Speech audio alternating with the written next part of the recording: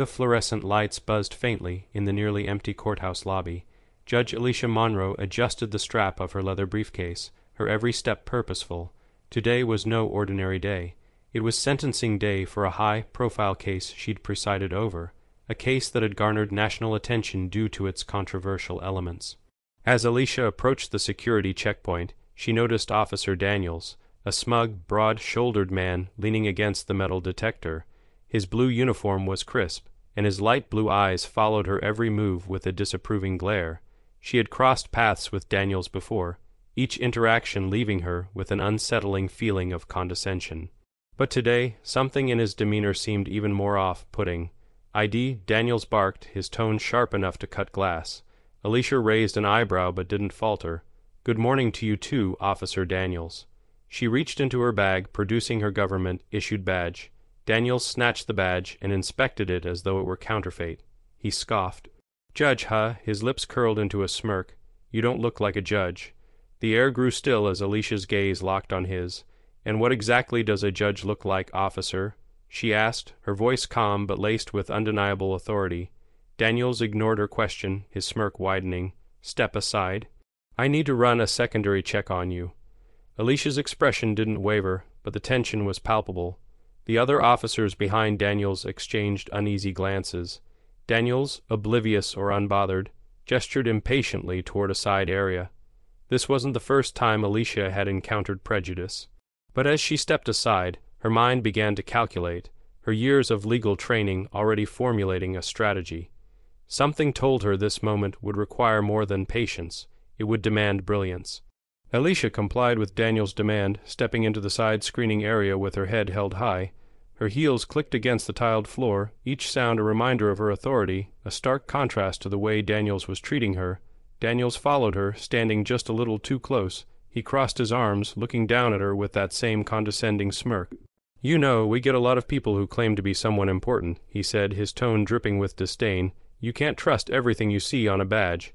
Alicia tilted her head slightly, studying him. "And what would you suggest I do to prove myself, Officer Daniels? Wear a robe and carry a gavel at all times?" Daniels chuckled, the sound hollow and patronizing. "Funny, but no, Judge. I think you'll need to answer a few questions." "Questions?" Alicia asked, her voice as steady as a metronome. "On what grounds?" Daniels shrugged, his smirk never leaving. "Just procedure. You don't seem like the type who would understand the gravity of the law. You're what, early 40s, got lucky, pulled a few strings." The insinuation was clear. Alicia felt a flicker of anger, but she didn't let it show. She'd faced worse. Instead, she allowed a small, composed smile to cross her face. "I see. So, my years of legal education, my tenure on the bench, and the rulings I've made in high-stakes cases mean nothing because you've decided to act as the arbiter of legitimacy today." Daniels leaned in slightly, lowering his voice. "Listen, lady, I don't make the rules. I just enforce them. You want to keep arguing, or do you want to get this over with?" The other officers in the area remained silent, their eyes flicking back and forth between Daniels and Alicia. It was as if they were unsure whether to intervene or let the tension play out. Alicia reached into her bag and produced her ID again, her movements deliberate. "Here's what's going to happen, Officer Daniels. You're going to scan my badge, verify it, and let me through. Then you can return to your actual job instead of singling me out for reasons you and I both know have nothing to do with security." Daniels blinked, momentarily thrown off by her confidence, but the smirk quickly returned. "We'll see about that." He snatched her badge again, holding it up to the light as though searching for flaws. Alicia remained still, her calm demeanor masking the fire building within her. Daniels was trying to assert dominance, to provoke her into losing her composure. But Alicia was no ordinary woman, and Daniels was about to learn that the hard way. Daniels took his time, deliberately dragging out the inspection of Alicia's badge. He flipped it over, squinting at the back as though searching for something incriminating. His performance was a transparent act, an attempt to make her feel small under his authority. He muttered, shaking his head. "Doesn't look official to me." "You sure you didn't pick this up online?" Alicia raised an eyebrow, her calm gaze piercing through him. "Perhaps if you spent more time familiarizing yourself with government credentials and less time antagonizing citizens, you'd recognize an official badge when you see one." A few of the nearby officers stifled smirks, clearly uncomfortable with Daniels' antics but unwilling to challenge him outright. Daniels, however, wasn't amused. He stepped closer, his tone dropping to a patronizing sneer. "You've got a smart mouth for someone standing in my courthouse," he said. Alicia's eyes narrowed ever so slightly. Your courthouse, last I checked. This building belongs to the taxpayers, and I happen to be one of them." Daniel's jaw tightened, and for a moment he looked as though he might snap.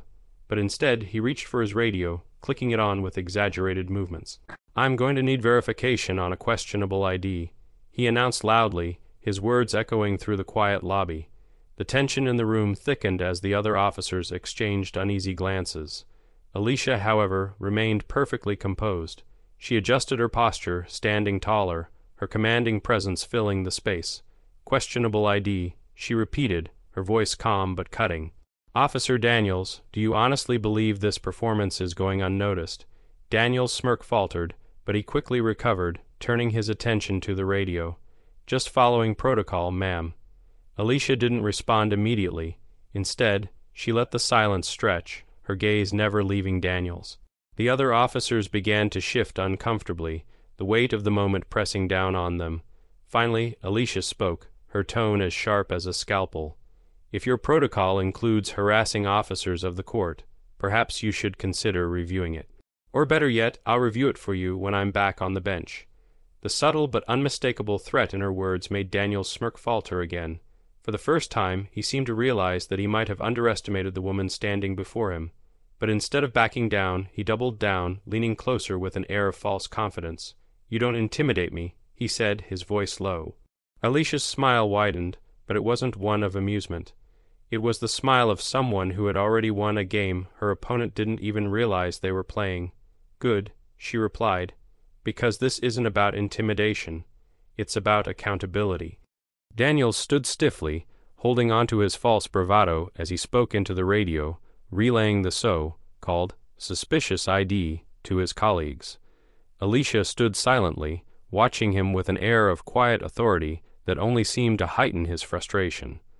"I'm going to need you to stay right here while I wait for confirmation," Daniels said, gesturing dismissively toward a nearby bench. Alicia glanced at the bench, then back at Daniels.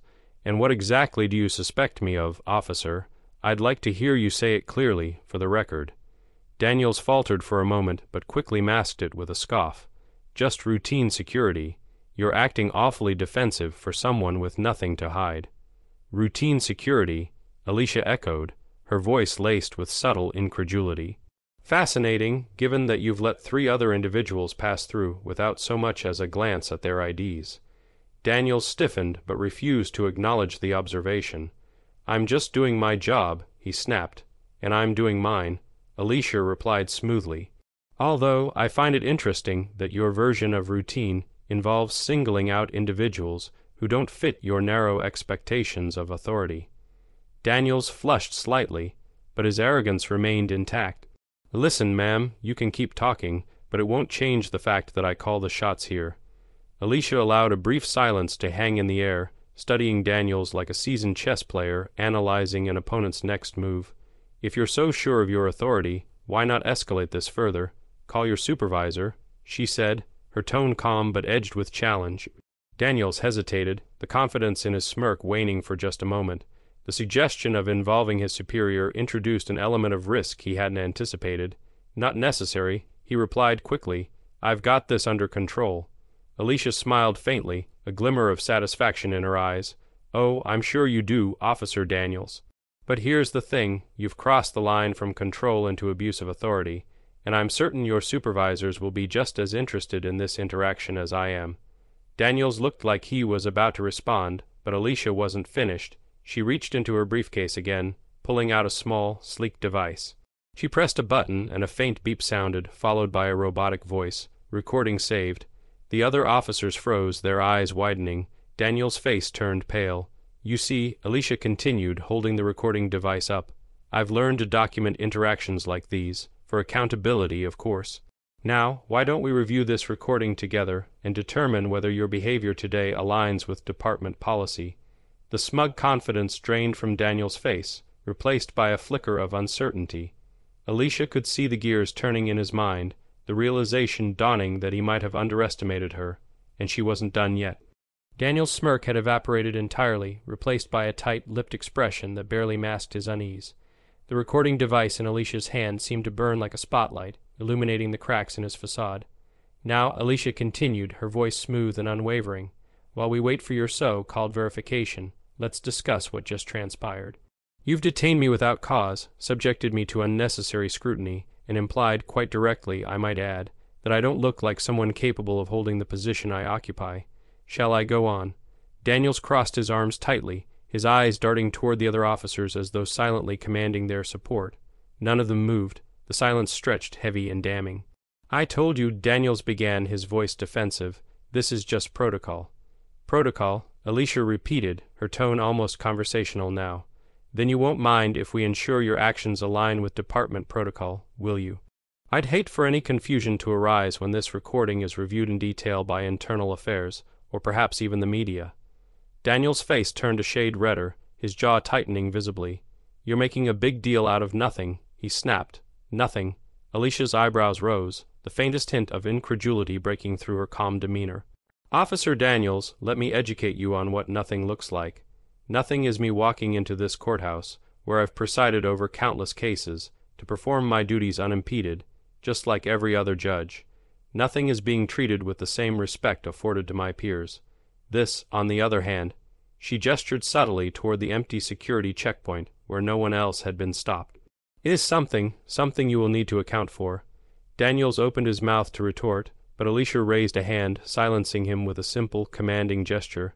"But perhaps I'm being unfair," she said, her tone shifting again, now almost clinical. "Perhaps you were simply unaware of my position or my identity. Let me clarify. I am Judge Alicia Monroe, appointed by the governor of this state, confirmed by the Senate, and currently presiding over the most high-profile case in this jurisdiction. I am not here to argue with you. I am here to perform my duties." Daniels took an involuntary step back, his confidence visibly faltering. "I didn't mean—" "No, Officer Daniels," Alicia interrupted sharply, her voice now steely. "You meant exactly what you said, but here's the difference between you and me. I don't need to prove myself to you or to anyone else. Your behavior, however, will need to be justified officially." The tension in the room had reached a breaking point. The other officers, who had remained silent until now, exchanged nervous glances. One of them, an older man with a worn badge that suggested decades of service, stepped forward. "Judge Monroe," he said, his voice careful, "is there something I can assist you with?" Alicia turned her attention to the older officer, her expression softening slightly. "Yes, actually. Could you confirm whether this extended inspection is standard procedure for members of the judiciary entering this courthouse?" The officer hesitated, clearly torn between loyalty to his colleague and the undeniable truth of the situation. "No, ma'am," he admitted finally, "it's not." Daniels shot the older officer a glare, but the damage was done. Alicia's faint smile returned, though it didn't reach her eyes. "I thought as much," she said. "Thank you for clarifying." The air in the room seemed to shift. Daniel's authority, once bolstered by arrogance, now hung by a thread. Alicia watched him carefully, her calm gaze cutting deeper than any words could. The older officer who had spoken stepped back, his expression unreadable but his silence telling. Daniels, however, wasn't ready to back down. His pride wouldn't allow it. "Look, I don't need to explain myself to you," he said, though his voice wavered slightly. "I was just doing my job. If you don't like it, take it up with someone else." "Oh, I will," Alicia replied smoothly, the edge in her voice undeniable. "But let's not get ahead of ourselves. I want to make sure this protocol of yours is thoroughly documented. After all, you're only doing your job, right? Surely you'd want your superiors to know how dedicated you are to security." Her words dripped with measured sarcasm, each syllable tightening the noose around Daniel's flimsy defense. She took a step forward, her posture exuding confidence. "Here's what's going to happen," Alicia continued, her voice low but firm enough to command the room. "You're going to hand me back my ID. Then, you're going to apologize for wasting my time and making baseless assumptions about my qualifications. Finally, you're going to explain to your supervisor why this situation required escalation, because I'll be filing a formal complaint the moment I leave this room." Daniel's face turned crimson. His smirk was long gone, replaced by a strained expression that betrayed his growing panic. "That's not necessary," he muttered, his bravado finally crumbling. "Oh, but it is," Alicia countered. "You see, I'm not just any judge. I'm a judge who believes in accountability.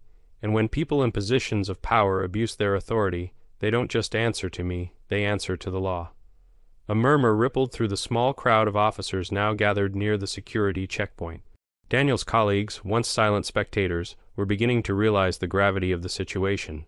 The older officer stepped forward again, this time placing a firm hand on Daniel's shoulder. "Daniels," he said quietly, "give her the badge back." Daniels hesitated, his hand twitching as though reluctant to let go of the power he thought he held. Finally, with a sharp exhale, he extended Alicia's badge toward her, his movements stiff and reluctant. "Here," he said curtly. Alicia accepted the badge, her fingers brushing it with deliberate care. "Thank you," she said, her tone neutral but her eyes unyielding. "Now the apology." Daniel's lips tightened into a thin line. He looked as though the words physically hurt him, but under the weight of the moment and the watchful eyes of his colleagues, he relented. "I'm sorry," he said, his voice barely above a whisper. Alicia tilted her head slightly. "Louder, please. I want everyone here to hear it." Daniel's cheeks flushed deeper, and he clenched his fists at his sides. "I'm sorry," he repeated, louder this time. "Apology accepted," Alicia said coolly. "But this isn't over." Daniel's apology lingered awkwardly in the air, the sting of his humiliation evident in his clenched jaw and stiff posture. Alicia didn't gloat, she didn't need to. The power dynamics had shifted irreversibly, and the room was hers. "Now," Alicia said, slipping her badge into her briefcase with deliberate precision, "let's address the final part of this matter. Your actions today are a glaring example of the very issues we strive to eliminate in public service: bias, discrimination, and abuse of authority. As a judge, I hold officers of the law to the highest standard, and I expect nothing less from you." Daniels opened his mouth to respond, but before he could say anything, the older officer spoke up again, his voice firm. "That's enough, Daniels." "Step back." Daniels shot him a glare, but the weight of his colleague's authority was undeniable. With a sharp breath, Daniels stepped away, his shoulders rigid with barely contained anger. Alicia turned her attention to the older officer, offering him a small nod of acknowledgement. "Thank you for stepping in. I trust you'll ensure this incident is properly documented." "Yes, ma'am," the older officer replied, his tone respectful. "I'll see to it personally." "Good," Alicia said, "and I'll be following up to make sure it is." She turned her gaze back to Daniels, who was now visibly trying to avoid eye contact. "Officer Daniels, consider this a teachable moment. The next time you feel the urge to question someone's credentials, ask yourself if your actions are rooted in protocol or prejudice, because I assure you, the latter will not go unchecked." Daniels shifted uncomfortably, but he said nothing. His silence spoke volumes. Alicia adjusted the strap of her briefcase and turned toward the security checkpoint, ready to proceed with her day. But just as she stepped through, a familiar voice called out, "Judge Monroe." A young court clerk hurried toward her, his expression one of concern. "Is everything okay? We heard there was a commotion." Alicia offered him a reassuring smile. "Everything's fine now. Just a small misunderstanding at security." The clerk nodded but cast a wary glance at Daniels, who was now standing stiffly in the corner, his face a mix of embarrassment and anger. "If there's anything I can do—" "Thank you," Alicia interrupted gently. "But I have it under control." As she continued toward the courtroom, her heels clicking confidently against the polished floor, she couldn't help but notice the murmurs spreading among the courthouse staff. Word of the incident was traveling fast, and it was clear that Daniel's behavior wouldn't remain a private embarrassment for long. Alicia paused just before the courtroom doors, turning to glance back at Daniels one last time. Their eyes met, and for a brief moment she thought she saw something flicker in his gaze, shame, perhaps, or the beginnings of self-reflection. But Alicia wasn't here to fix Daniels. She was here to deliver justice, and that was exactly what she intended to do. Alicia entered the courtroom, her presence commanding the respect of everyone inside. The courtroom was filled with reporters, attorneys, and spectators awaiting the high-profile sentencing she was presiding over. She took her seat on the bench, adjusted her robe, and began the proceedings as though the incident at security hadn't just unfolded. But the ripples of her confrontation with Daniels were already spreading beyond the courtroom walls. In the hours that followed, Daniels' behavior became the talk of the courthouse. Staff who had witnessed the incident shared the story, their accounts painting a clear picture of his unprofessionalism and bias. By midday, the head of courthouse security, Captain Morales, called Alicia to her chambers. "Judge Monroe," Morales began, his voice filled with concern, "I want to personally apologize for what happened this morning. Officer Daniels' conduct was unacceptable and does not reflect the standards of this courthouse." "I appreciate that, Captain Morales," Alicia replied, her tone calm but firm. But an apology isn't enough. This isn't the first time I've encountered bias from someone in his position, and I doubt it will be the last. What I expect is accountability." Morales nodded, his expression resolute. "I understand. Daniels has been removed from his post for the time being, pending an internal review. We'll be taking this incident seriously." "Good," Alicia said, leaning forward slightly, "because this isn't just about me. It's about ensuring that every individual who walks through those doors is treated with the dignity and respect they deserve, regardless of their race, gender, or position." Morales assured her that the matter would be handled thoroughly, but Alicia wasn't done. She made it clear that she would be following the review process closely, and would not hesitate to escalate the issue if necessary. Later that evening, as Alicia left the courthouse, she noticed a familiar figure lingering near the parking lot. Daniels stood near his squad car, his posture tense and his face set in a conflicted expression. "Judge Monroe," he called out hesitantly. Alicia paused, her expression unreadable. "Yes, Officer Daniels." For a moment, Daniels seemed to struggle with his words. Finally, he took a deep breath. I wanted to say I'm sorry, for earlier I was out of line." Alicia studied him for a moment, her gaze steady. "You were," she said bluntly, "but an apology is a start. What matters is what you do next." Daniels nodded, looking down at the ground. "I'll do better," he said quietly. "We'll see," Alicia replied, her voice neither forgiving nor harsh. "Change isn't about words, Officer Daniels. It's about actions." With that, she walked to her car, leaving Daniels standing alone under the dim parking lot lights. As she drove away, Alicia felt a sense of quiet satisfaction. She knew that systemic change was a long and arduous process, but moments like this, moments where accountability was demanded and justice was pursued, were steps in the right direction. Daniels had learned a hard lesson that day, but Alicia knew her work wasn't done. For every Daniels in the world, there were countless others who needed to be challenged, confronted, and held to account. And Alicia was more than ready to keep fighting, one case, one encounter, and one act of resilience at a time. The end.